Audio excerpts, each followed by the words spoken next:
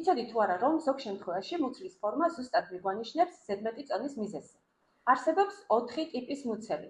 პირველი ტიპი, ეს არის ზედამუცელი. ზედამუცელი მიანიშნებს მაღალ კორტიზოლზე და შაქრის მაღალ დონეზე. მეორე ტიპი, ქვედამუცელი. თუ ცხიმი გიგროვდება ჭიps ქვემოთ, ეს მიანიშნებს ესტროგენების დისბალანსზე ან ლიმფის შეგუბებაზე.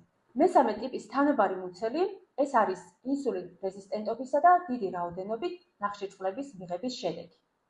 მეოთხე ტიპი, გვერდებზე ცხიმის დაგროვება, ეს არის ჭარბი ტესტოსტერონის და ცილების დეფიციტის ერთ-ერთი მაჩვენებელი.